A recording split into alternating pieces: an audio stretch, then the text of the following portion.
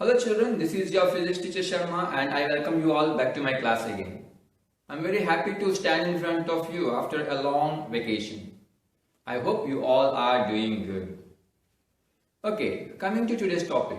We were actually discussing about the topic light, wherein we have learned that light is a form of energy which causes the sensation of vision. We are able to see anything because of light. We have learned that light will exhibit some properties like reflection, refraction, dispersion, deviation, diffraction. However, you will be learning all these things in your higher classes. And this year, that is for 8th standard, you discussed about reflection of light. We have learned that reflection of light is nothing but bouncing back of light rays into the same medium after striking a polished surface. Now, while learning about this definition, we learned some technical terms like what is a reflecting surface. We have learned what is incident ray, what is normal, what is reflected ray, angle of incidence, angle of reflection. We have also learned the two laws of reflection. Okay. We have learned that any surface which can reflect the light ray back, we say it is a reflecting surface. Normally, they are polished surface. They are smooth. Okay. Now, the light ray which is coming from the source of light onto the reflecting surface, we say it is an incident ray. And the light ray which is bouncing back and going back into the air or the same medium from which it came from, then that light ray after reflecting from the surface, we say it is reflected ray. Now at the point of incidence, at the point where the light ray is incident on the surface, there we draw a line which is perpendicular to the surface, making angle 90 degrees. So that line which is drawn perpendicular to the surface, we say it is normal. So normal is nothing but an imaginary line that is perpendicular to the reflecting surface, okay, at the point of incidence. That is important. Now, coming to the two laws of reflection, we understood that we have incident ray, we have reflected ray, and we also have normal. That incident ray is making certain angle with the normal, and that angle is called angle of incidence. Similarly, the reflected ray will make certain angle with the normal, and that is called angle of reflection. The first law states that the angle of incidence is equal to angle of reflection. Okay, now coming to the second law, the incident ray, the reflected ray and the normal, they lie in the same plane. Now what does a plane mean? It is nothing but an area.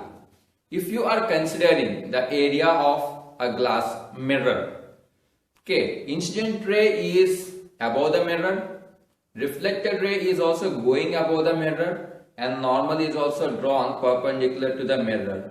So all these three are above the mirror. So we say it is like incident ray, reflected ray and normal are in the same plane.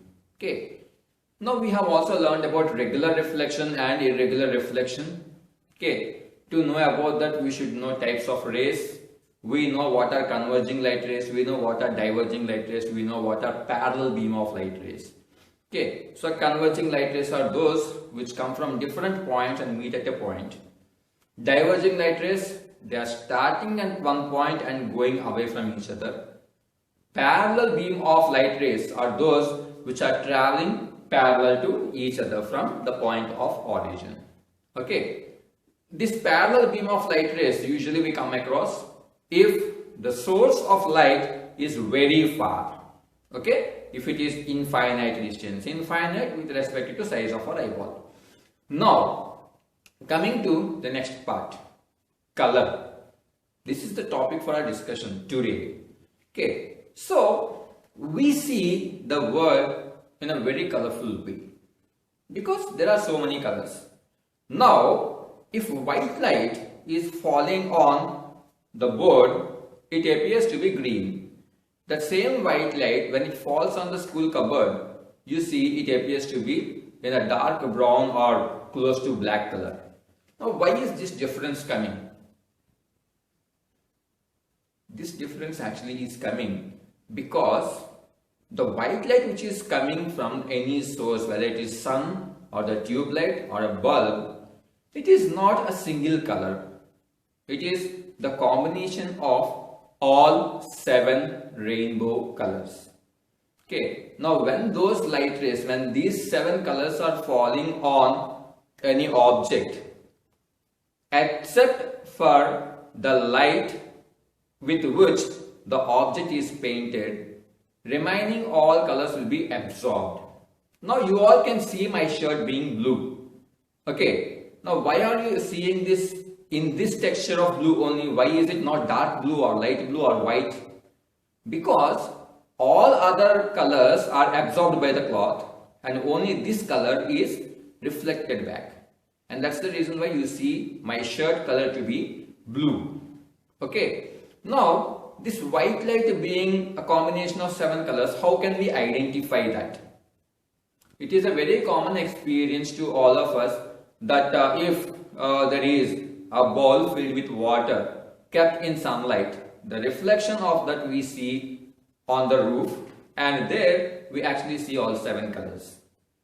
We also notice that if some oil is spilled in water, there also we see 7 colors.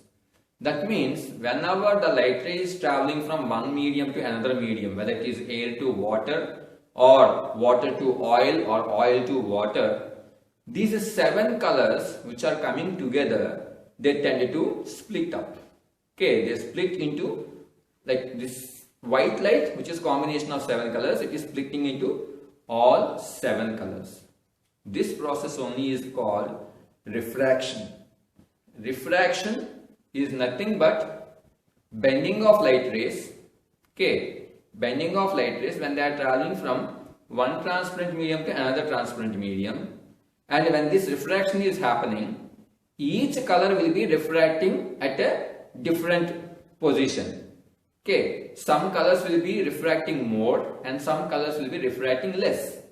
For example, red color will be refracting, or bending of red color will be very less, whereas blue color and violet color, they bend more. So when they are traveling from one medium to another medium, bending of light rays is happening, that is called refraction, and the splitting of white light into 7 colors, this is called dispersion.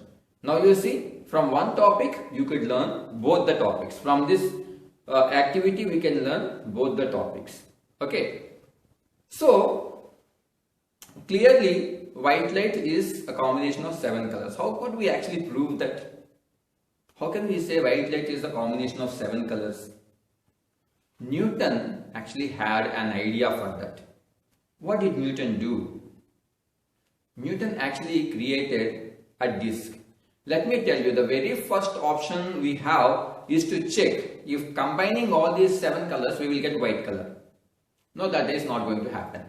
Okay, when we say all combination of 7 colors is white, and you take all the rainbow colors V, I, B, J, G, Y, O, R, okay, violet, indigo, blue, green, yellow, orange and red.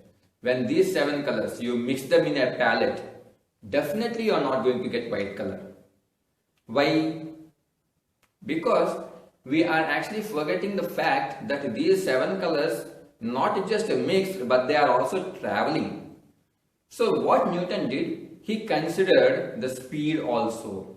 So he took a disc, he divided that into 7 parts. Each of the part he colored it with rainbow colors and he spinned it. When he spinned this disc at a high speed, we observe that it is observed that instead of these 7 colors, we actually saw white color. Okay, that means when these 7 colors are traveling at a high speed, they come together to form one single color, that is white. Okay, so that is Newton's color disc.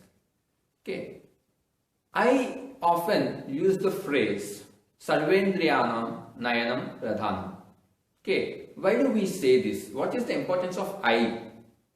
See, for us to perceive anything, okay, after touch, or rather before we could touch, we rely on our eyes.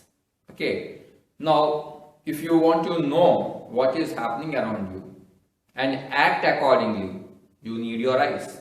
You would not want to believe anything if some odd person says it. You will believe only if you see it. So what happens is, our eye is taking the major and primary role to give us the information about what is happening around us. And that's the reason why they say Sarvendriyanam Nayanam Pradhanam. Okay. Now, this eyeball is also responsible for our vision, as I already said, and our sight, sensation of seeing. We should also know what are the different parts of the eyeball. Okay. Let us start from the last part of the eye. The last part of the eyeball is actually the retina. Retina is acting like a screen on which the image of any object which is there in front of us is formed upside down. Okay. Now this image is coming onto the retina only after it is passing through a crystalline lens which is kept in front of that. Okay. So the lens, it will be like a small membrane which can change its thickness with the help of ciliary muscles. Okay, will be there in front of retina, and it will make all the light rays which are passing through that to meet on the retina, and that is how it helps the formation of image. Now after that, in front of retina we have pupil. Okay, pupil is actually a very small hole which is there. We can observe that if we can look into the eyeball of someone very closely and for a long time. It needs a lot of observation anyway, don't try that now. Okay, so we can see a very small hole, okay, at the middle of the black ball we have. Okay, now that is the small opening through which the light rays enter. They go to the crystalline lens, okay, and that crystalline lens will be forming an image, inverted image on the retina, and that retina is converting all the signals, that light image, into an electrical signal that will be traveling from our eyeball to the brain. So that is how the information is carried from our eyeball to the brain, and we will be able to perceive what is happening. Okay, now not all of us are actually blessed with it. We have some people who are not blessed to see things around us. Okay, those are visually challenged. But we also come across many situations wherein people who are challenged or differently able or physically challenged, like visually challenged to be more specific, will be able to speak. Okay, they speak different languages also in some cases, and they are able to recite what is there in the textbook. How is that happening? This is happening because of a person named Braille. Okay, what did he do? He actually designed a pattern to fit each alphabet and each sound, okay, in such a way that a visually challenged person can move his or her hand along the book to identify the pattern. Okay, and from that pattern they will be able to learn. Okay, they speak, they learn, they read. Okay, all these are happening because of the person named Braille and his invention, and so it is named after him as a Braille script. Okay, so this is the topic, and this is also the end of the chapter for now. Until we meet next time, have a nice time. Bye bye.